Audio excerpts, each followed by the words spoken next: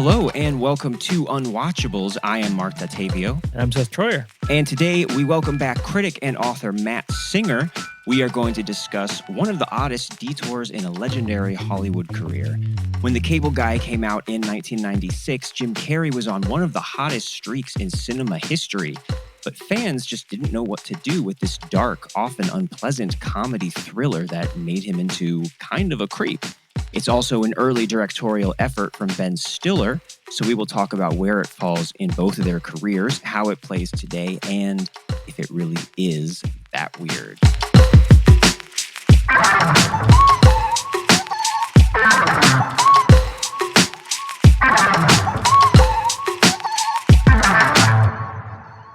So here to help us, as I said, is Matt Singer. He is a longtime film critic, podcaster. You might have seen him on TV. His writing has been everywhere, including the AV Club, The Dissolve. We also have him now. He is currently the editor, right, of Screen Crush. Mm-hmm. And also, of course, author of Opposable Thumbs, How Siskel and Ebert Changed Movies Forever, as well as an upcoming book on Hollywood comedies of the 2000s, in which this movie does not quite fall, but we're getting there. So, Matt, thank you so much for joining us again. My pleasure. Thanks for having me back. Yeah, good to talk to you guys again. Hey, Yeah, the last time we had you on, I think it was shortly before Opposable Thumbs came out.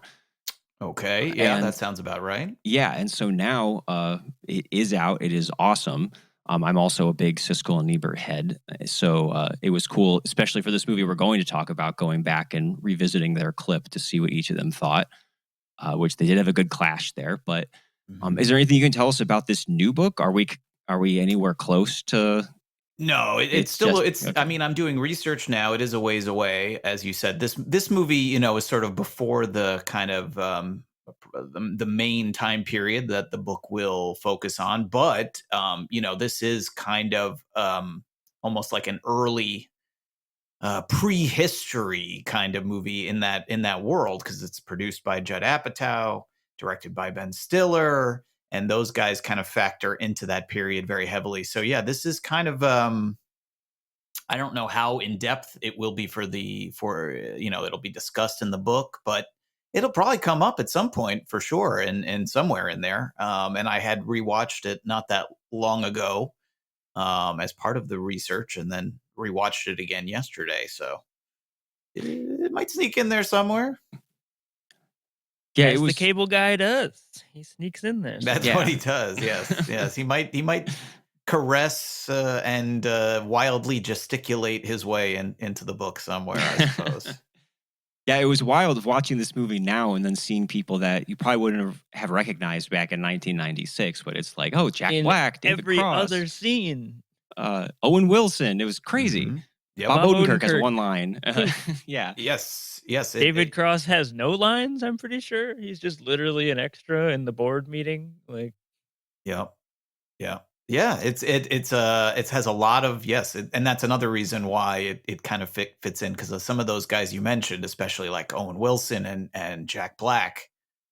Kind of became bigger in what is now kind of called that frat pack era of 2000s Hollywood comedies. And and this one they're bit players at best, but this is where a lot of these guys work together for the first time.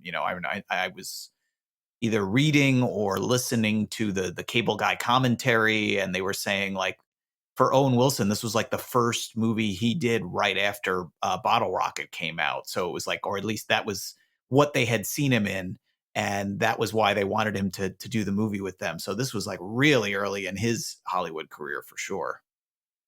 yeah. Have you ever seen Heat Vision and Jack? I have, yeah. That's a really, really funny, never aired but widely bootlegged pilot. It's really, really good, actually. That's some wild shit. It's like Owen Wilson voices a motorcycle. And Yeah. Jack Black is like a astronaut, I think. Yeah, it's like $6 Million Man spoofing crossed with Knight Rider spoofing crossed with alt comedy spoofing. It's like like a it's live good. action Mike Judge like TV show or something. It almost feels like. I kind of loved those. I remember watching those, like smoking weed in college or something. And those were great. I wish that would have happened, but Ben was okay in the end. He figured it out. Yes. Yeah, it's weird seeing how this, just looking back on this whole era, which is kind of right before the 2000s comedies, which you mentioned, they had this definite circle of people who kept reappearing. And, they had big, comedy stars like Will Ferrell, eventually Jack Black. And this is like right before that. And I don't know, the 90s seemed a little more of a less connected than that Jim Carrey maybe was the face of comedy and like leading up to that. It was interesting just for me to look back. It feels like Monopolized. such of its own kind of strange era. And especially looking back at Jim Carrey's career in particular, I mean, if you go back and look at just his filmography at this time, it's kind of mind-boggling that he had this year where Ace Ventura and The Mask, yeah, and Dumb and Dumber, all in the same year came out. Yeah. And all huge smash hits, and he hadn't really starred, at least significantly, in a movie before. So, and then the next year was Batman Forever and the Ace Ventura sequel. So when people talk about The Cable Guy being this flop, and then you look at it and see it actually made like $100 million, which, for a comedy nowadays, a non like special effects comedy would be huge. It's really just in comparison to this run that he was coming off of that it was, I'm not sure there's literally anything else I can think about like in cinema history that is so just densely packed. I don't know if anybody who didn't actually live through the phenomenon of Jim Carrey, like it might be easy for them to underestimate how huge he was at this time.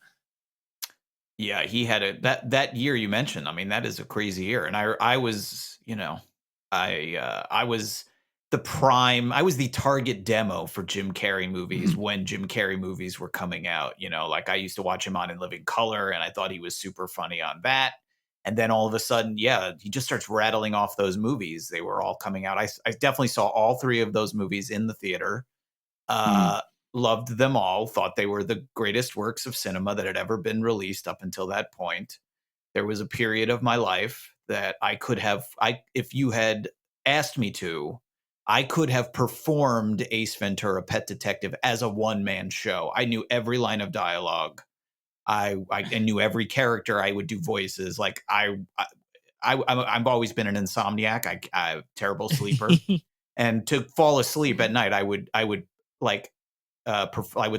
recite Ace Ventura: Pet Detective in bed, and usually I would fall asleep eventually before I got to the laces were in or whatever. But there were nights where I would get through the whole thing. Because I imagine being like in the apartment down the hall, just like, oh no, what is wrong with that kid? Another sleepless night. Yeah, that would be my parents you're talking about. Describing. Yes, I'm like 13, 14 years old at the time, saying, "Shut up, go to bed, stop quoting Ace Ventura, whatever his name is." Ventura. My mom was a shitty roommate too. Yeah. Stay tuned at the end, by the way. We're going to get Matt to do that for us as a bonus for our Patreon listeners. Sure, whatever. Yeah. I have to, or I can just get her. I can give her a call. Maybe we can get her on the phone. What are you doing? It's late. Go to bed. You're still awake and you're talking about Ace Ventura now. But yeah, I mean, those movies, yes, those movies were huge and he was huge. And obviously, you can't talk about this movie without talking about like what he was paid for it, which was far and away like the most talked about thing, that involved The Cable Guy was the astronomical, fee that he got for it, which is kind of interesting. I was thinking about this in hindsight because it was such a big deal. He got paid $20 million. Oh my God, he's making all this money. And it's funny because now like people don't, like, when was the last time somebody like publicized the amount of money sometimes you'll see in Variety that, we think Robert Downey Jr. made this amount of money for a bunch of Avengers movies. Right. It's like, no shit, of course. Right. But in this movie, it almost seemed like it was like it was like they made a thing out of it. It wasn't like quiet. It wasn't like some sort of story that got leaked, or it was like a, investigative journalist uncovered it. This was like, it was kind of like, a celebratory moment for him, which then, because it was so astronomical a fee, it kind of boomeranged back around on them, and it seemed to almost take on this negative, connotation, like how dare he make this much money and all that sort of thing. And in a way, like for this movie, it seems like it's like this is like Ben Stiller's not a name. Like this is like by comparison feels like a smaller movie.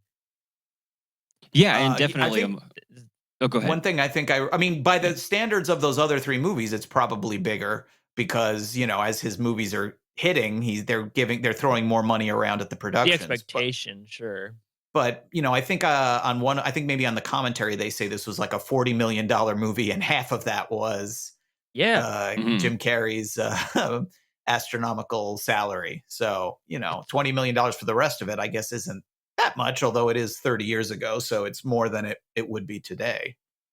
Yeah, So it's a lot of pressure. It's an insane place for Ben Stiller to like kind of kick off a directing career or what would have been. Yeah. yeah, I think he just did Reality Bites before this. Yeah, I mean, he'd Is that done right? Reality Bites. He had his own Mhm. TV show, the Ben Stiller show, which was not a huge success. I think they only made, I don't know, 13 episodes or whatever.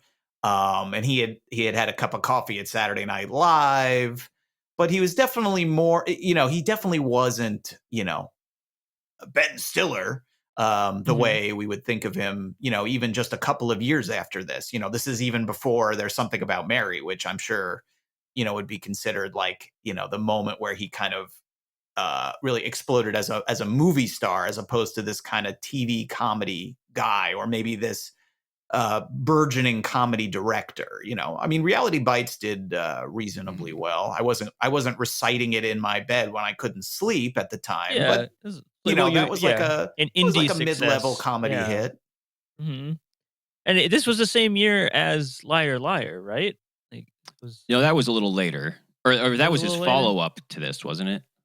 I We think it. could we could probably check. Yeah, It's all in that same period. I mean, I always think Yeah. of this as like, I mean, maybe the dates don't line up, but I always think of this as coming right after that 3 movie mega hot streak. Like there Hmm. were other things as well, like you mentioned the Batman movie that he was in, which I also saw, and definitely also liked, largely because of Jim Carrey's presence. mm. Um, but that's not a Jim Carrey vehicle the way this is, the way Ace Ventura is, the way The Mask is. It was him doing his shtick in a big blockbuster movie. And at least in my memory, maybe I'm wrong. I always equate this movie as sort of like the roller coaster is going up, up, up, up, up with those 3 movies we talked about, and then with this movie, you know, uh, it all kind of came crashing down. Although, as to your point, like you already mentioned, it wasn't a flop. It wasn't a. Mhm. It probably did not justify the amount of money they spent on it or on him, but it was by no means a financial disaster, especially for a movie. When you look at the movie, it's kind of astounding that anyone thought it would make its money back, given the subject matter, given the tone, given Jim Carrey's character and all that sort of thing. Because yeah, what we're talking about is like taking a darling of, funny haha audiences and trying to put this dark spin on him. Like kind of in like for a teenager it would probably take a little while for it to finally like really sink in, like for it to be like, wait, no, for real, this is not funny haha. This is like getting dark and this is getting uncomfortable.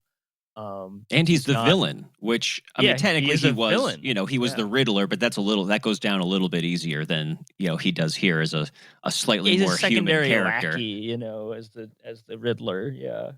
And I think overall too, the other movies have such a live action cartoon kind of tone and energy to them.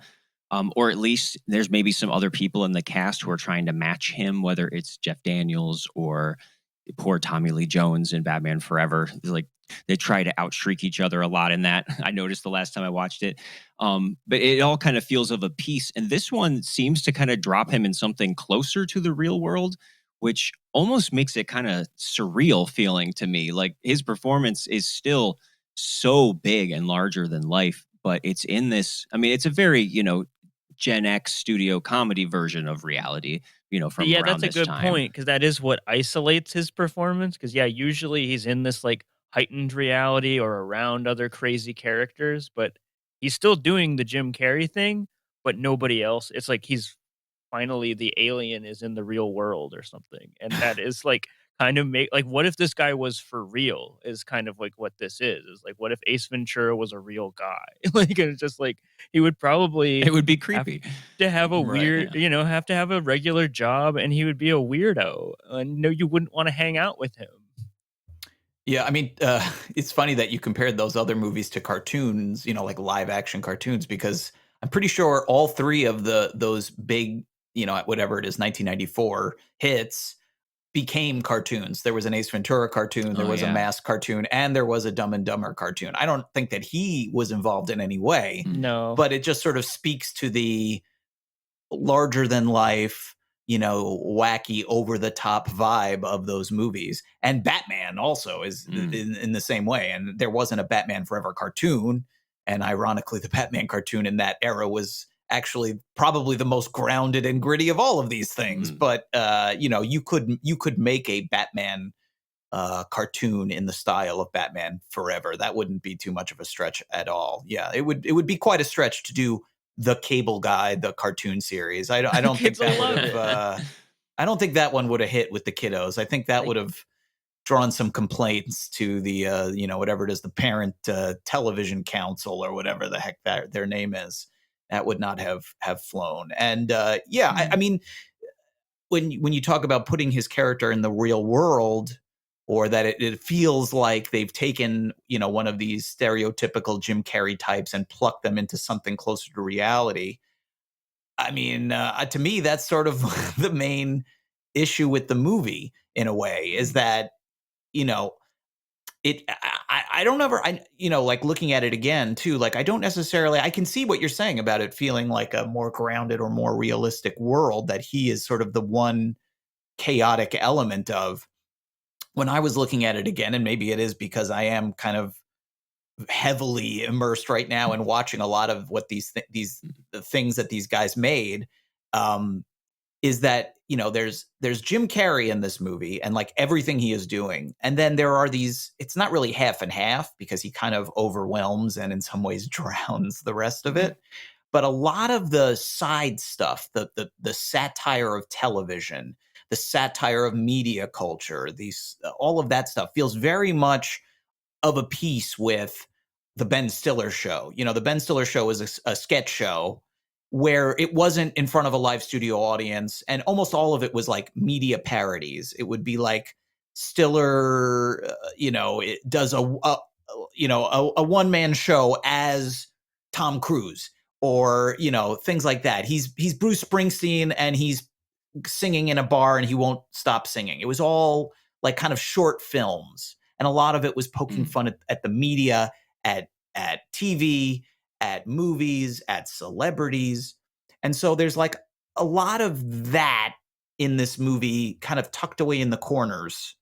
The stuff with the faux Menendez brothers trial, all of the talk about TV as the babysitter, all of the MTV news breaks with Tabitha Soren, like all of that stuff.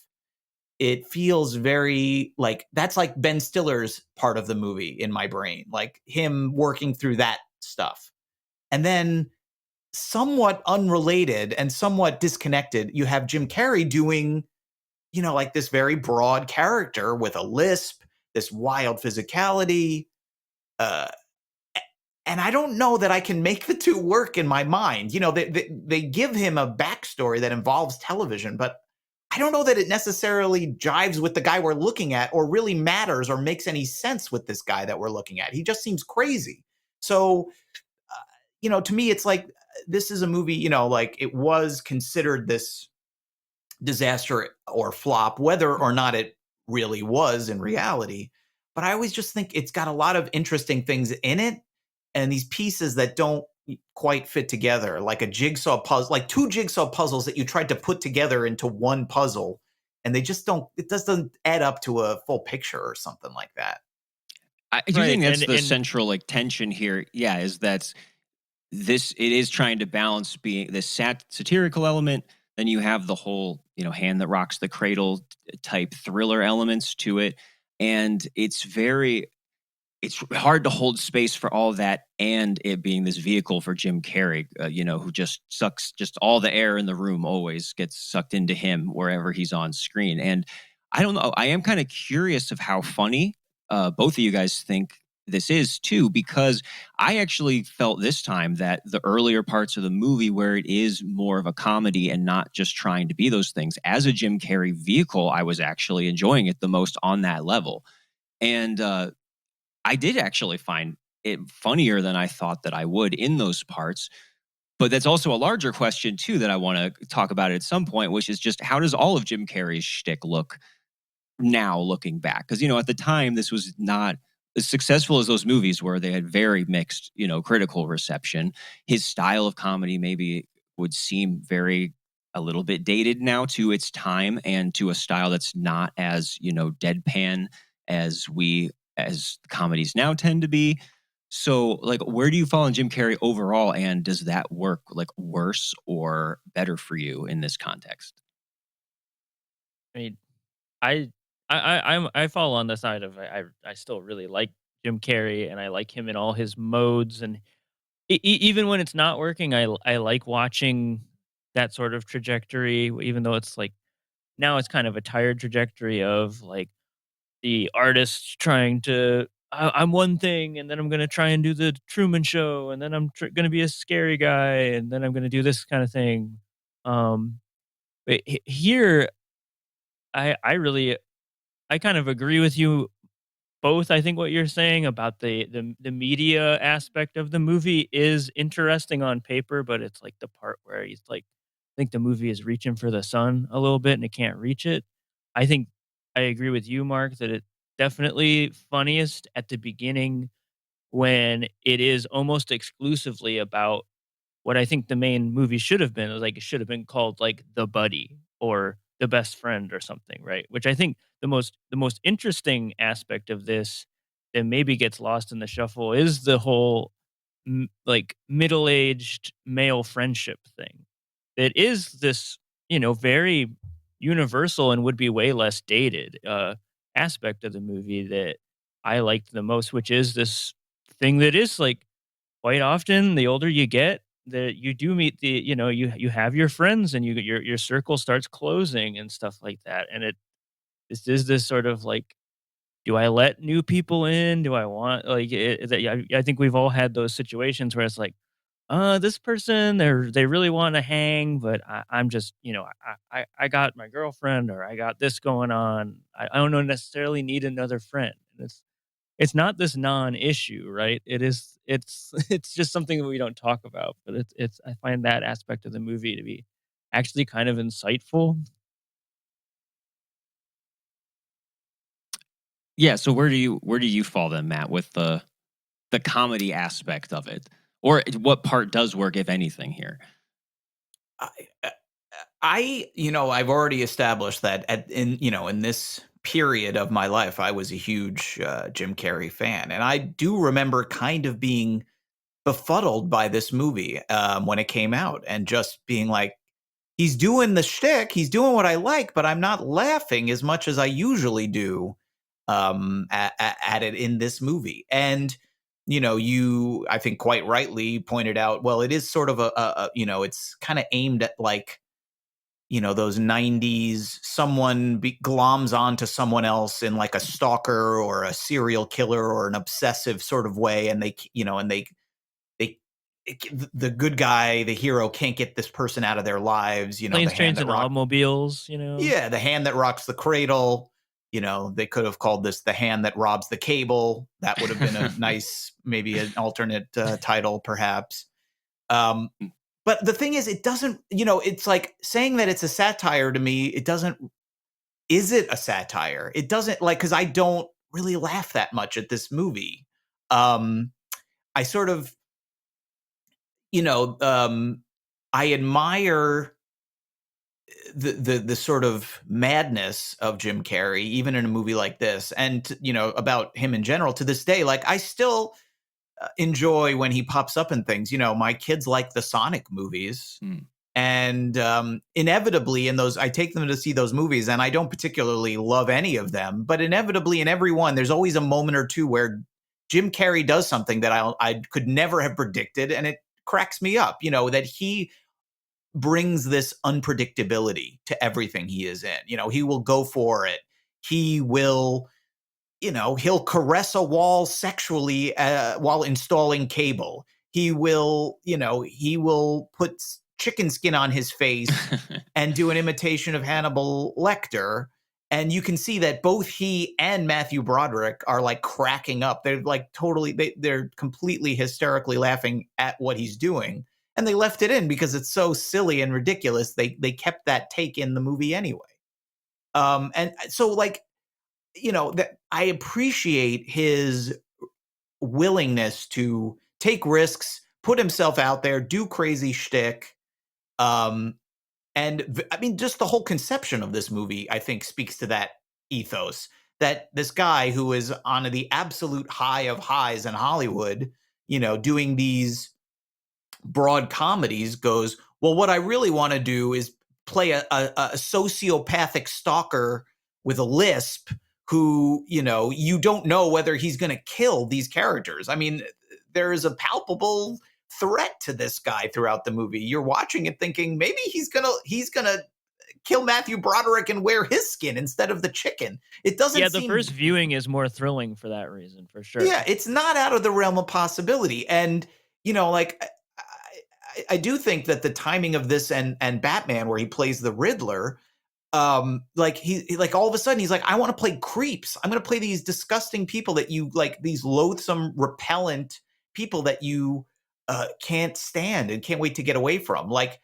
generally speaking, not a great plan if what you want to do is endear yourself to the public and keep making, broad, mainstream comedies.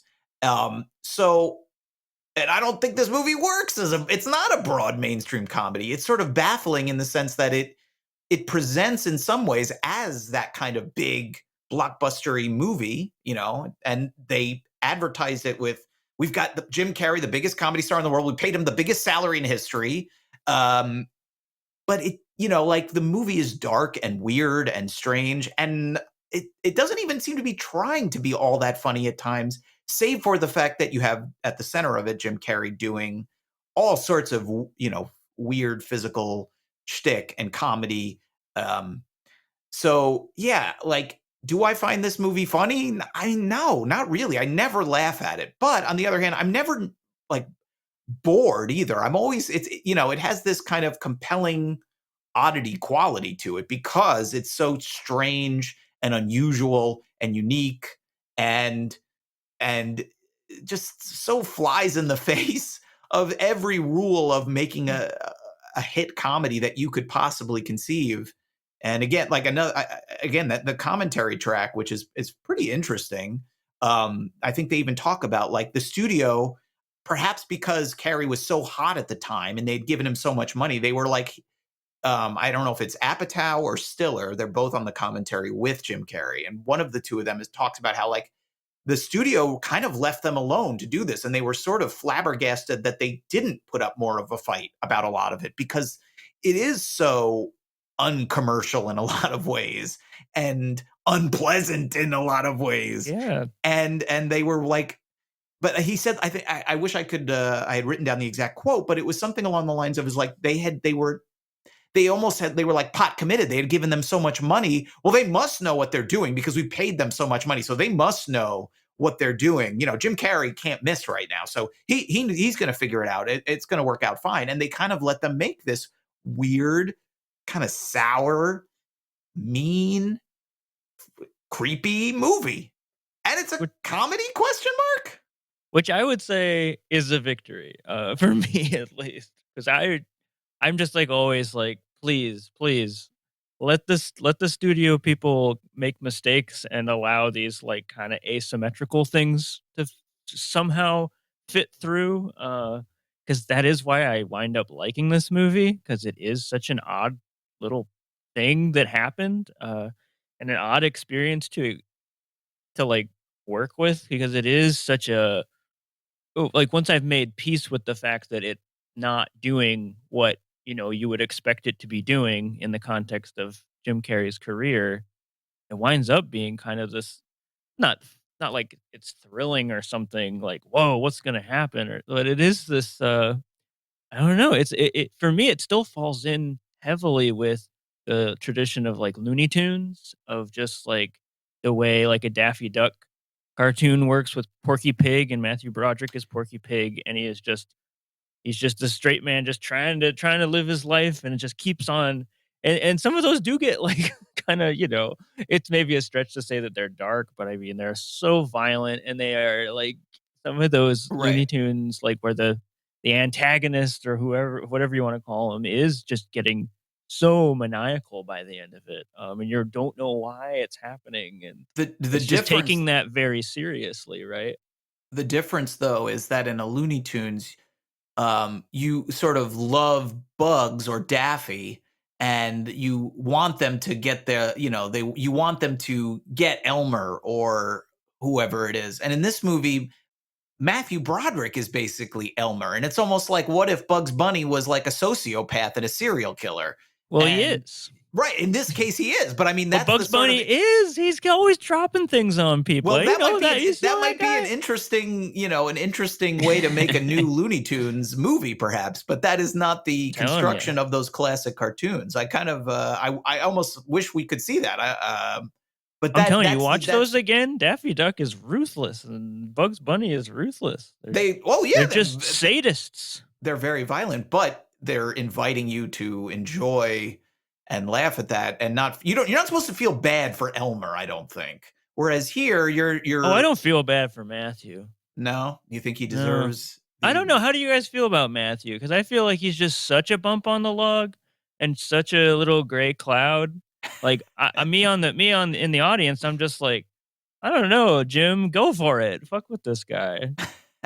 I mean, he definitely doesn't get a lot to do. I mean, I mean, he's obviously this is a kind of role that Matthew Broderick is really good at playing, but Not that yeah, I can't empathize with him being like having been in some form of a situation like this. Nothing this crazy, but everybody's had like a I want to get away from this guy situation. I think part of the reason this doesn't just really work as like a real movie, like on the level of drama that it eventually really tries to work at, is first of all that Matthew Yeah. Broderick doesn't get to become really much of his own character. And when they do try to apply that to Jim Carrey, he still is way too big for this to be a credible human being, to the point where it's actually kind of the Fatal Attraction problem, where the kind of last act of that movie turns Glenn Close into this super villain. And they do the same thing with Jim Carrey here. I mean, I think we would probably all agree that maybe the last, act of this movie is the weakest, where it has this really overblown, prolonged like action climax almost. And at that point, it had really See, I lost think me. that's Like, kind of cool. I think I'm kind of you into that. would. It goes full hog, you know. I think my only problem is when it just does the most. Just like, what if we tried to really hammer this home as His a big deep speech. thing when he's like looking into the light, and it's like very, I don't know, college creative writing class or something, or it's like it's my mom. It does It's feel the like that, though. TV and all that, and that's why this all happened, which is like, leave it more ambiguous than this. Let him just be a weird guy, because really that's not an explanation. Like, even if you are like, "Oh, yeah, I heard that," but, like, this guy is not crazy because his mom just made him watch TV a lot as a kid, like, or even because his mom abandoned him, like, all that much. This guy's kinda just nuts, right? It does feel like a screenwriting class type thing where, all right, he's a cable guy. So how thematically can we link that to like his childhood, or like, so maybe he's a guy Mhm. who's obsessed with TV. And then we try to make that a bigger statement about how the rest of society is obsessed with TV. Although Yeah, I they do want can't to say make that the buddy and the comedy link up, right? Again, I see this as like two movies that are trying to, like, yeah, like you said, two jigsaw puzzles. They can't, like, they're two puzzles. Like, you can't put two puzzles together. And yeah, classic problem in storytelling. yeah, although I do want to say that the specifics of the OJ style trial that's That's running the through, I funniest part did of the find movie. really funny, even though it's basically one long, setup for a punchline at the end. But that 911 call of him talking about the Asian gang attacking I his. think it was a foreign his language. brother. I think it was Asian. It sounded Asian. Yes. Almost from a different movie, but I did probably Fucking laugh great the bit. loudest at that part. It's from a totally different movie. Yeah. It doesn't match the vibe of what's going on in Jim Carrey world at all. But yes, I agree. That is probably the only part of the movie that actually makes me like laugh. Like this is, like unequivocally funny. It actually, it's a joke.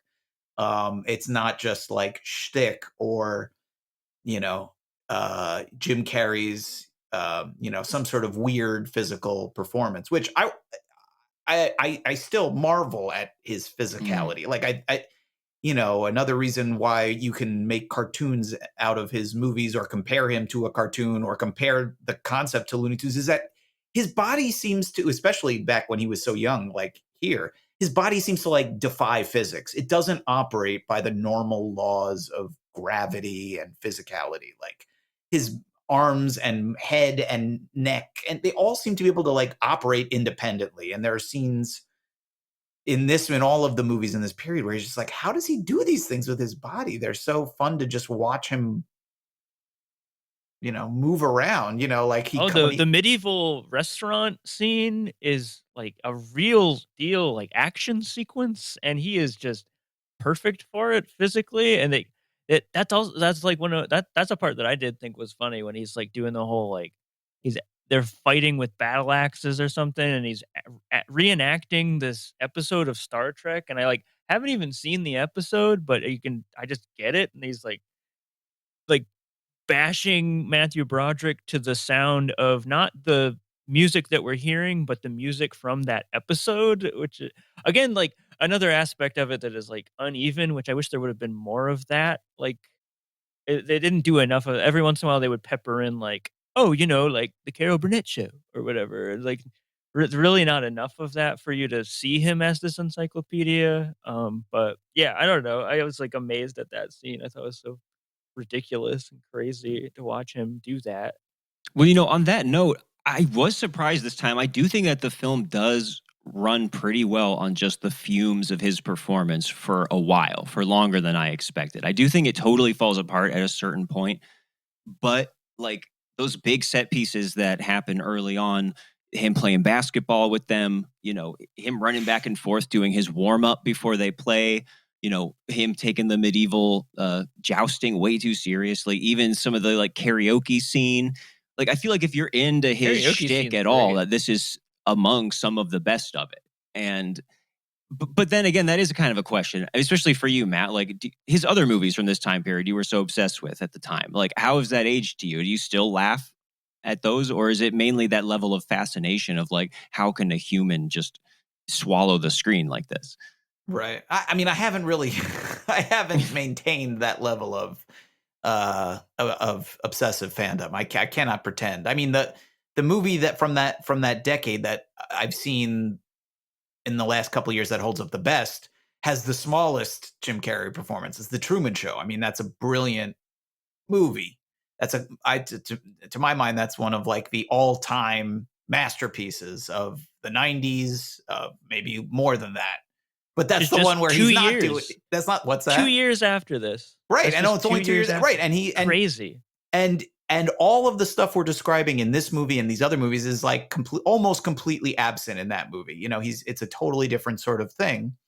But yeah, I mean, I have not revisited either of the Ace Ventura movies in a long time. I might have seen The Mask a little while ago, and I thought it was okay. Again, the best stuff is all just, it's the fact that in that movie they have a conceit that allows, you talk about how in this movie you have this in literally kind of crazy, insane person in a world that seems vaguely realistic, and that maybe doesn't work.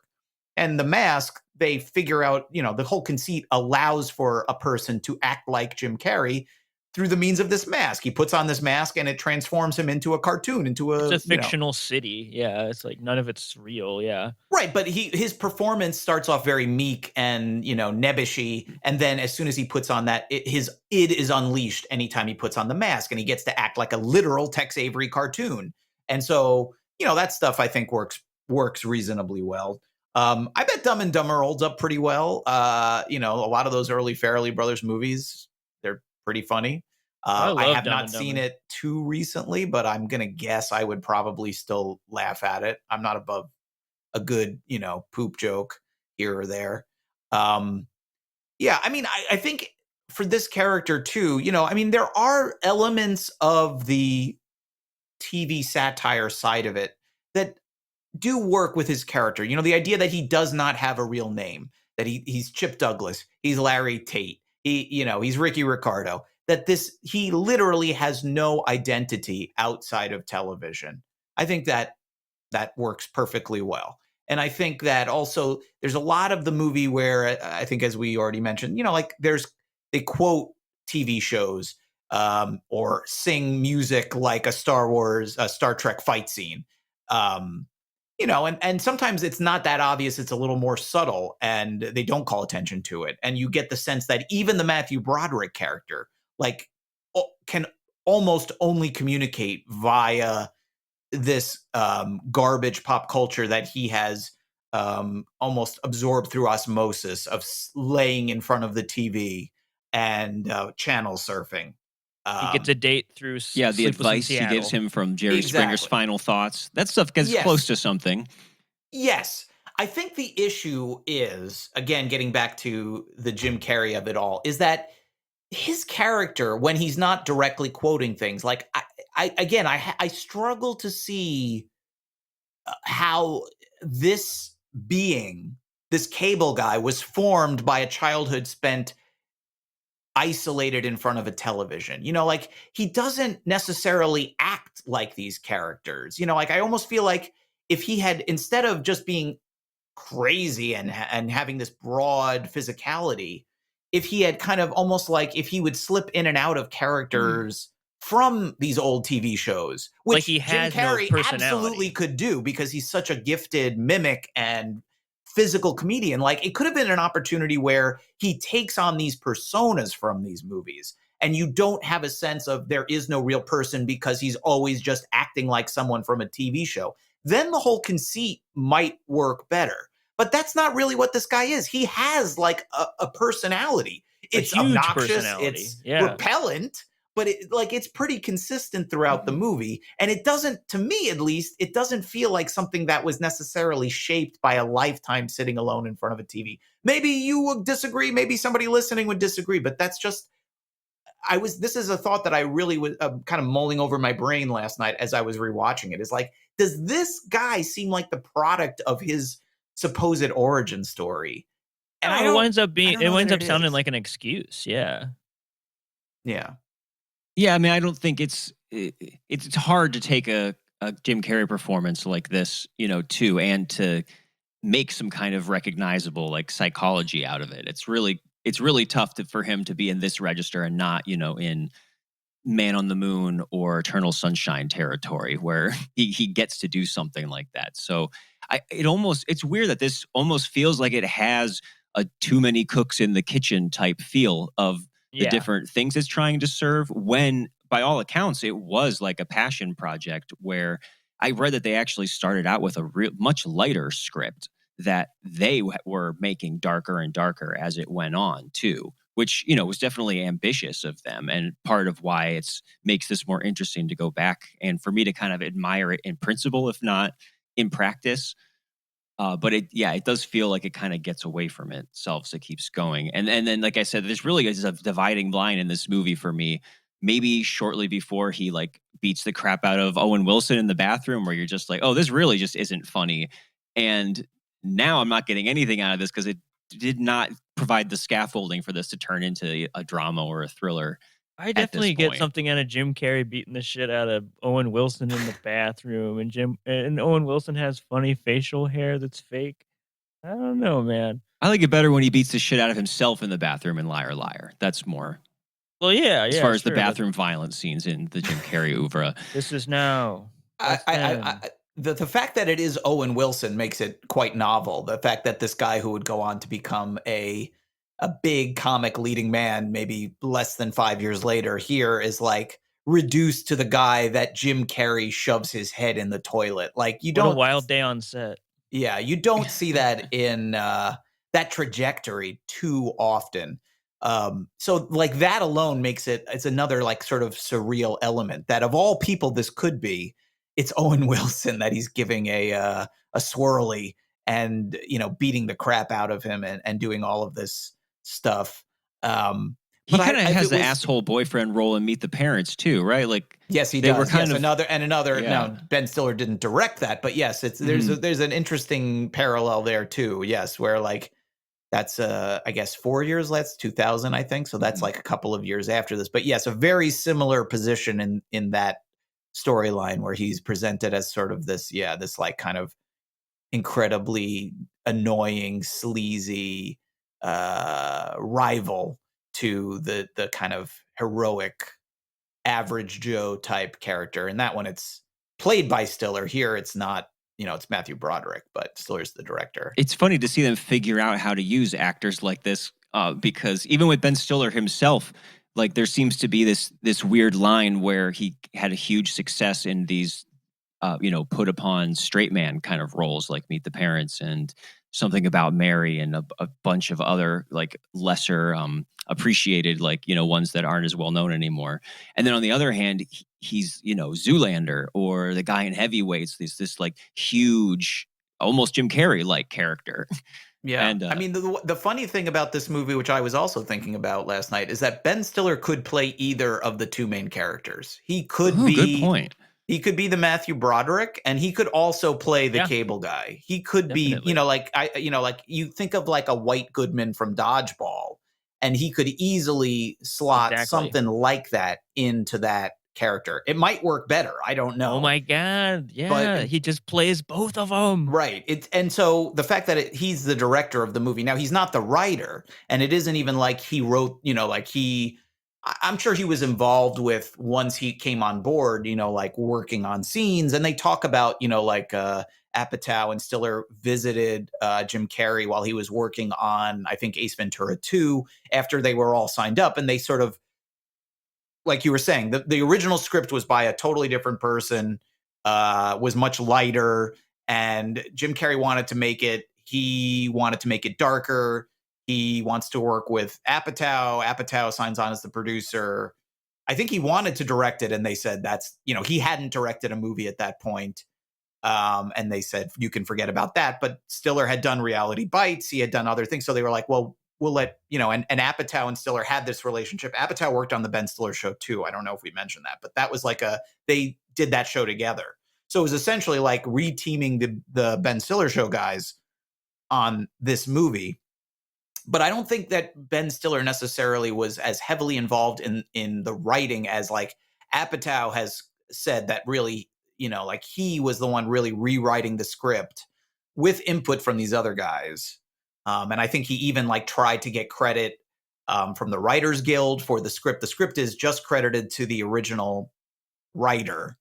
But I guess what he claims, Apatow, that is, claims is that like the rules of like arbitrating who gets credit on a movie when it's a producer, the Writers Guild is very hesitant to give producers credit for scripts that were originally written by other people because they don't want to take away from writers. They're the Writers Guild. They want to, support writers. So, like Apatow was credited as a producer, obviously, but he didn't get credit as a writer.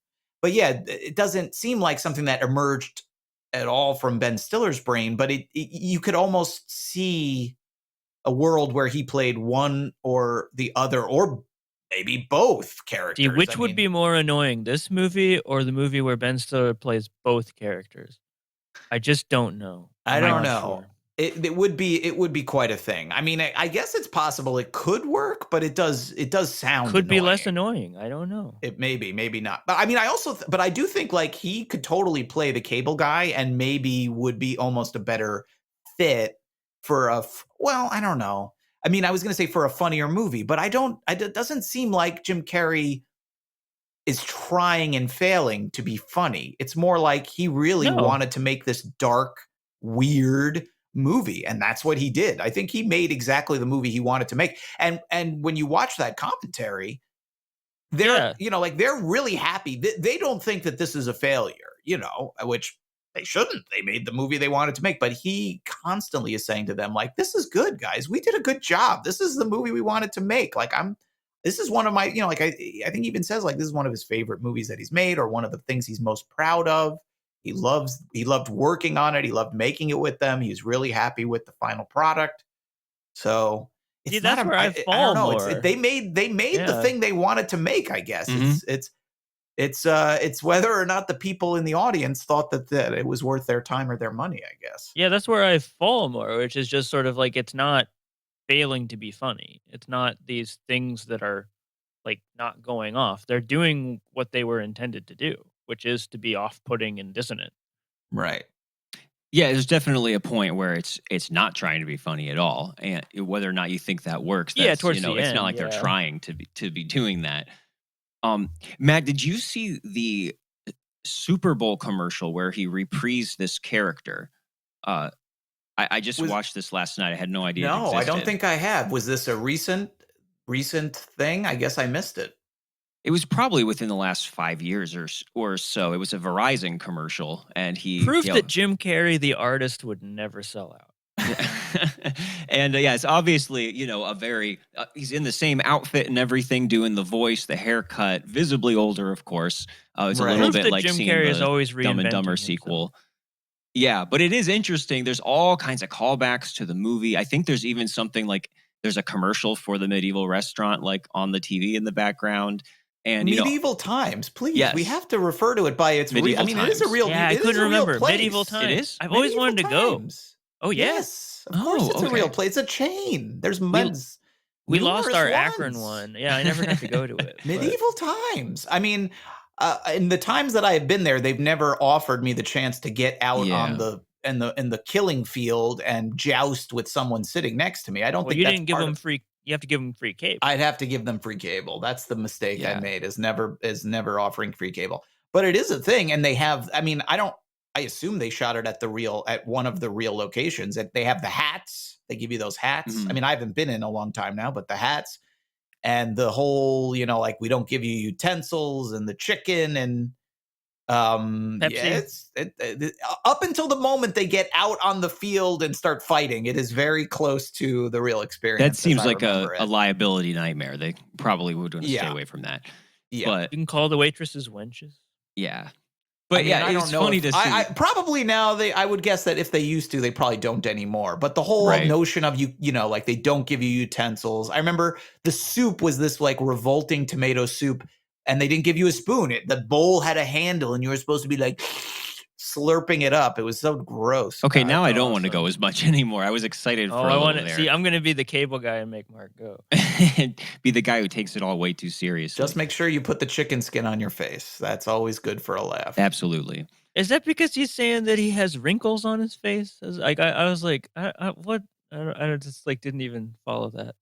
Because he went to escape. He disguises himself in Silence of the Lambs. He cuts up the guy, puts it on.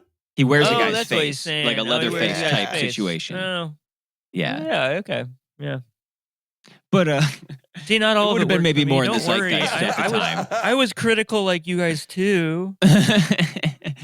But I brought up the Super Bowl commercial because it does seem like, I don't know, maybe the bell was swinging back this way a little bit as far as like the nostalgia machine has finally came in a very minor way, even for this movie, after all of the other ones.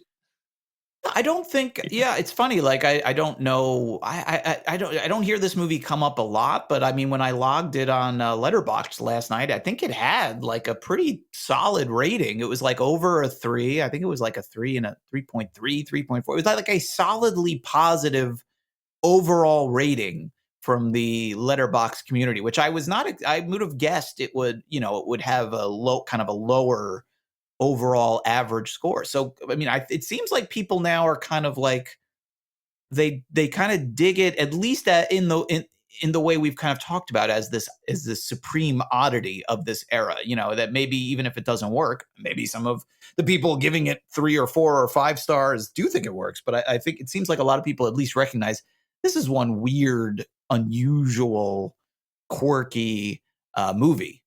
Yeah, it's a lot more exciting to go back and revisit this than Batman Forever or maybe like the first Ace Ventura.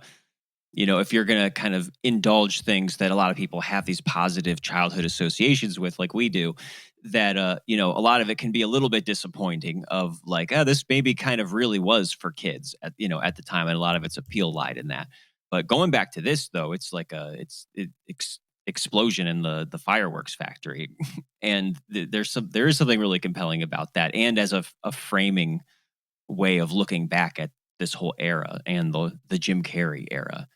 Mm-hmm. And he came out of the tailspin perfectly fine, with a whole bunch of other hits after this too. So it's not like it derailed his career or anything. He recovered fine. Maybe Ben Stiller might took him a little while to get back in the directing chair, but yeah, I'm looking at all these Letterboxd ratings now. So Dumb and Dumber and The Mask have the highest ratings of this period, 3.4 average. But Cable Guy has 3.1, and that's higher than the second Ace Ventura. And the first Ace Ventura has, let me look again. They're all kind of in that same ballpark though, at 3.2. So it has almost the same, rating as the original Ace Ventura. So not that that's a masterpiece, but that was a movie that people, I watched over and over again as a kid, and was considered like this, breakout star-making hit.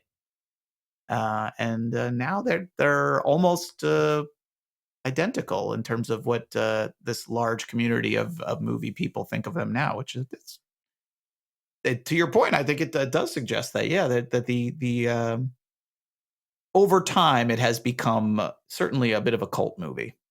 And it's almost if Jim has been a little like outdated or something in some ways, or it was kind of surprising to me to find out. Like, I wasn't like the prime demographic when those movies were coming out, but like, I don't know, like growing up, I was just like, everybody likes Jim Carrey, right? And it was kind of like surprising to me to get to finally like a crowd of people, of adults, like that are just like, oh my God, I could never watch one of those. Oh my God. Like, it was just like, which I still don't really get, but I get on some level it's annoying. I almost wonder if this is like, I just know that he's like poison to some people. Like, they just can't fucking stand this guy. But I almost wonder if this is like a meeting point, or like where it's almost like it's proving the haters right, that like, see, this guy is fucking awful, and like the Cable Guy like exploits these parts of this horrible character. It almost reminds me of Punch Drunk Love, like a way less successful endeavor like Punch Drunk Love, which is to, again, what if Adam Sandler's like dumb man boy was like in the real world or something, and like deconstruct the persona created a little bit. One of those scenarios, and what would they be like? And it in that way it makes it very engaging, and it's kind of wild to see someone who actually knows what they're doing as a director, for sure, in a bigger way than this. Obviously, it's like an amazing movie compared to this. And this is really, the only Jim Carrey movie, at least from this time, that's even eligible for cult status, right? So, that kind of gives it a leg up right now, to be ripe for rediscovery. That, nobody is going to. Girls Are Easy, of course. Let's not forget that one. Well, obviously, that'll be our next episode. It might continue to be forgotten. But. Right. When you talk about people who despise Jim Carrey, that's my wife would be included in that group. She hates Jim Carrey. Yeah. Anytime he comes up, she's like, so like when we take our kids to see like the Sonic movies, and Jim Carrey does, like in the new one, he has, he plays like two characters, much like our idea of having Ben Stiller play both Cable Guy and Steven. He plays Dr. Robotnik and Dr. Robotnik's father or whatever. And I'm chuckling, and she's like, I look over at one point, she gives me this withering look, like, you are fucking idiot. Why did I marry you? She does not like Jim Carrey. But I don't know that this movie, like, I think it's, you could make this movie in the way you're describing as a deconstruction of. I'm not saying it's successful. Like Yeah, some I stuff don't, like- right. I Right. don't, and having read these interviews and listened to that commentary, I don't think that they see it that way either. Um, uh, but it's an interesting reading. I don't know if it's entirely present or successful No, or I don't know about intended the or even intention, yeah. intended, but it is. I could see a world in which it was intended and perhaps would be a more kind of conventionally successful movie, as if it felt that way. But I don't really get that. I don't really get that vibe from some scenes, maybe from scenes like where, like he has wormed his way into like that awkward family dinner and makes them all play porno Pictionary or whatever. And Yet another movie in this movie, yeah, because that is like the thing. Yeah, it's like a Frankenstein monster movie. Yeah, right. And too many and pieces. and everybody loves him except for Matthew Broderick. He's the only one who sees that he's a monster, and he can't convince even his own family. His own family sides with the cable guy over their Which I son. did think was funny. I thought that was great. Yeah. So, and the girlfriend too, Leslie. Can't make my mom say vagina. Leslie Mann, Yeah, right? Yeah. Leslie Mann. Yeah. And this is how, obviously became married to Judd Apatow. This was how they met, and yada yada yada. So there's another curious footnote in this whole story as well. Yeah, all kinds of things that are maybe more interesting on paper than in execution with this. But the whole thing is fascinating, and I think that makes it a good thing to discuss on this podcast. We usually conclude these discussions by declaring whether or not we would unwatch a film, which I'm not quite getting that vibe for this from any of us, unless Matt, you were that off-put by it. No, I wouldn't unwatch this movie. I've seen it a bunch of times. I mean, I don't know how many, but it's got to be getting close to half a dozen at least, maybe more than that. I mean, it kind of demands your attention. It's not, like it's sort of a, again, it's so, and sometimes I wonder if maybe this is because I just watch so many movies that I'm kind of biased in this way, where I enjoy movies that don't feel like other movies, maybe more than somebody else does who only watches a movie every once a month or once every 2 months or whatever. It's like when you watch a movie every single day, the one out of the 7 that's like, what the hell were they thinking when Even they if made it's not this? for the best, yeah. Sometimes that's the one you remember. That's the one that stands out because it's so different. And the Cable Guy is kind of a classic one of those movies because, again, we've said this, but it's like if you were, a stereotypical Hollywood executive and you were given a checkbook and said, I want you to get Jim Carrey and I want you to make a movie with him, and we'll pay him $20 million to do it. This is like the last thing you would make with that, with that directive. You wouldn't go, well, okay, can he play, a stalker, potential serial killer with a lisp, and and he's gives off these weird sexual vibes, and every moment he's on screen, you just kind of want to get away from him. No, it's a terrible idea to make money. It's not necessarily a bad idea to make an interesting movie, but to make a commercial hit, that's a terrible idea. So, any movie that falls into that category, I often find myself having a lot of respect for, if not, appreciating or enjoying on the way I'm supposed to. And that's kind of how I feel about the Cable Guy also. Yeah. Any final thoughts, Seth? Any more last minute defense here for your boy? Oh your no, cable boy. Again, I still land that my cable boy, my little cable boy. All the little cable boys and girls. Isn't that something he says at the end when he's going to kill? It's not too late for all the little cable boys and girls. I should probably be lisping here. when I say it. But yeah, like when he says somebody's got to kill the babysitter. Right. Could kill the babysitter. Thank you. There you go. Got it.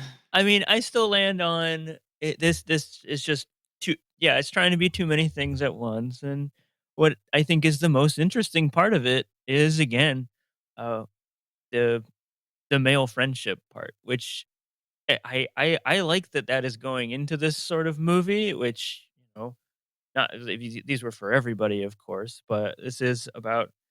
I don't know. I think guys are sometimes bad at making friends as they get older. I think it's kind of interesting that this is, whether they like it or not, like you watch this and you kind of have to put yourself in either shoes in some ways and think about your own experiences with that. I know this is not usually what people take away from it, but I do. I don't know. I think that was the most interesting thing about it for me. Because again, a lot of the media, like the TV stuff, is always going to be like literally outdated, especially for younger viewers than us. Like, going to be very much like, well, like TV, they thought that was a big deal, and they thought that was like, destroying your life or something. It's always like going to be a thing that around this time of like the 90s Gen X, where they were questioning that. It was always like, you're onto something, but you have no idea what is about to happen. Yeah, but I don't know. It's yeah, because it's so, cut up and mashed together with too many people. Yeah, like you said, too many cooks. That's like a major problem, I think. But yeah, I'll always take a weird big swing oddity over, them just kind of getting it right and not blowing their shot at making an extra few million with this star. And it The is whole nice male that. Oh, go I ahead. was just going to say the whole male friendship aspect. I mean, that's something that Apatow for sure has done Mhm. in a lot of, like in his more successful run of movies as a Mhm. director and a producer and writer, like that became the central facet of a lot of those movies. So that's kind of interesting to find that here in a more creepy and less conventional and less successful way. But yeah, that's the Apatow connection to this Right. material.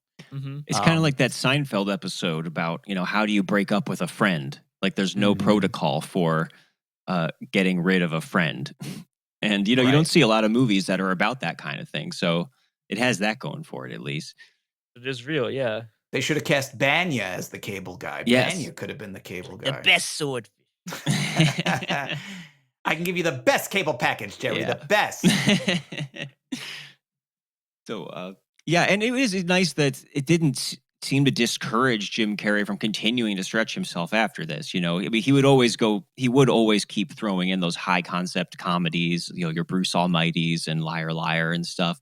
But he still did go for more serious performances. And even when he's doing something like The Grinch, I mean, doesn't feel like there's something mercenary about it, no matter how poorly it turns out, that he always really There's was this dream chasing his sequence in this muse. movie where he has those green eyes and he Yeah, Yeah. just Proto looks like Grinch. it looks like the fucking Grinch. Pretty terrifying, actually. Yeah. It's really disturbing. Honestly, if we And I covered another Jim Carrey movie someday, it probably would be The Grinch, just because that is a way more unpleasant movie to me than this was. I mean, he has some mean- real stinkers in there. I mean, Mhm. like, I would watch The Cable Guy 100 times before I would want to watch like the number 23 again. Like, that's a Mm. oh real. yeah. That's a real. I might unwatch the number 23. That's a real stinkeroo. That's a painful one. Yeah. Yeah, and it looks like these days he's more or less retired outside of the him doing artwork and like satirical political artwork, kind of like Adrian Brody, I guess we've just discovered is doing, and Did you guys the ever read his Sonic book? movies. His book? Yeah. You guys ever Oh yeah, no. his memoir that he wrote? It's kind of wild. It's mostly fictitious. But it's like yeah, it is like written as Oh, as like a okay. fictional like novel where Jim Carrey like refers to himself as Jim Carrey. This is like a story about Jim Carrey and his life and him in his big house and him hanging out with Nicolas Cage and like having crazy fencing matches, and at one point, like, there's aliens involved and stuff, of Sure. course. It's actually kind of awesome and like awful, kind of like the Cable Guy. Yeah, like in a way that I can't ignore, kind of. Yeah, much like the Cable Guy, he can be sort of a fascinating yet exasperating figure. Like I have not read that book, but I mean, I saw that documentary that was from a couple years ago on Netflix that was about him making Man on the Moon. I think it might have been called Jim Oh, and yes. Andy, I saw and it that. was yeah, and you sort of half come away from the movie with this astounding respect for like the degree to which he kind of took that role seriously and his commitment to the role. But also you think like if I had to work with this guy, I would want like there's like a famous story about him like picking a fight with Jerry Lawler on the set and Jerry Lawler not really knowing like like and wanting to basically kill him, and you're like I can understand why. Like I think I would want to wring this guy's neck. He seems infuriating. Oh, So yeah, like I can sort of like with what you're describing in this book. I mean, maybe it's not fiction, maybe it's all real, because it just like in this movie is a documentary and a lot of it is him talking. It's sort of a half interviews with him and other people in the present and half this archival footage which was supposed to be on like the Man on the Moon DVD, like behind the scenes. And he comes off, or they thought that the studio thought he came off so badly. They were like, we cannot put this footage out. We're not letting you use it. And so, like, it sat in a vault for 20 years or whatever until they rescued it and turned it into this documentary. And again, I can see why, because he doesn't oh, come off that great on I it. So, totally land with the studio. Yeah, I find that documentary to be kind of unwatchable because it is just the most just Yeah. self-important bullshit of like, of course, like anyone could commit to anything that crazy if they had millions and millions of dollars. They could waste all the time in the world that they want, but he's like constantly wasting all these other people's time, and you're just constantly aware of it. And this fucking poor union fucking lighting guy who's just like, "Can I go home yet?" And this guy is just running around and having his little arty awakening moment and stuff, and his precious little moment with his Andy Kaufman shrine. It's just like, oh my god. Man, I I forgot thought that about was that really rough. I movie. don't really get There's behind. See, this book is kind yeah. of like wild and fun, but I do think that his sort of like faux hippie intellectual phase is I don't really get behind a lot of that. It's just He came on I mean, it's really just strong with that stuff at one point. oh, Like, just like everybody's sheep, everybody is just like, why don't you guys just stop worrying about things and just like classic, like, well, yes, you have millions and millions of dollars, and also you just keep on talking about how like it also makes you miserable at the same time and all that stuff. there's this Classic clip of him Kurt terrorizing Cobain this shit. poor, like, red carpet interviewer who's trying to just be like, who are you wearing tonight? Or, I hate that. how do you like this? Are you excited about your new movie? And he's like, well, who are you talking to? Because, this is not the being that is Jim Carrey. I mean, it's really just particles. And like, I was like, dude, come on. This lady, this is her big break. She's Yeah. having a big night, like unlike you, she has not made million box office smash hits. Like, would you ask a tree that? Like, dude, shut up. I don't know. Well, anyways, anyway, But thank you Truman again Show so much, slaps. Yeah, Matt, I'll take for it. Yeah. for joining us and discussing this film with us. The last one we talked about was Gus Van Sant's Psycho, and I feel like this is almost we've come like kind of full circle here. Another strange passion project that was born of success and was in some way misbegotten. yeah, clearly I have a real soft spot for like doomed '90s passion projects. Obviously, I have a type of movie, if not of person. Yeah, I Well, that like this probably means we'll have sub-series you of back because there's this a lot of podcast. those. Yes, Yeah. yeah. The next time you need to discuss another like bizarre, unsuccessful yet somewhat admirable '90s flop, you let me know. Absolutely. And for everyone listening, please check. You can go check out Opposable Thumbs right now. Also, his very cool Marvel Spider-Man book. And soon enough, here we'll have a new book that I'll be looking forward to as well. So good luck with all of that and your, all of the work that goes into a book, which I'm sure is going to be time consuming. So we'll be looking forward. Yes. Any cool title ideas though? Because Opposable Thumbs knocked it out of the park. I was glad you went with that. That was a slam dunk. That was a gift from the gods. I'm not sure yet. We'll have to see. Hopefully we can come up with something equally fantastic. But yes, it's still quite a ways away at this point. Probably at least a year and a half at this point, as we are talking. So it's still got a ways to go.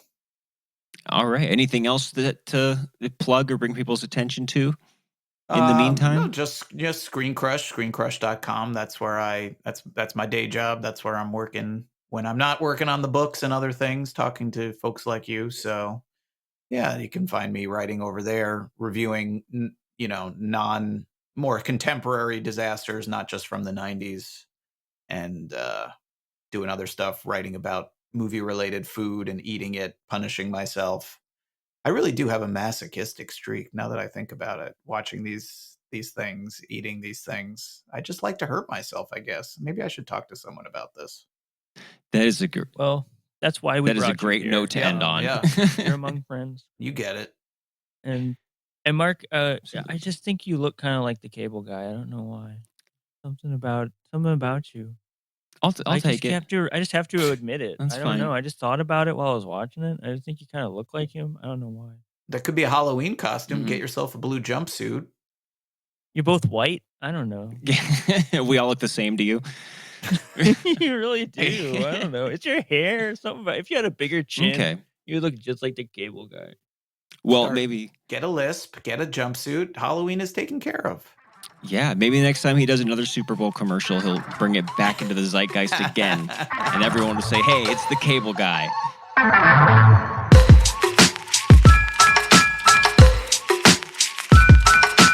Unwatchables is produced by Tony Scarpitti, hosted by me, Marc Dottavio, and Seth Troyer, with artwork by Micah Kraus. You can find Seth and I on Letterboxd under Marc Dottavio and Sloth Troyer.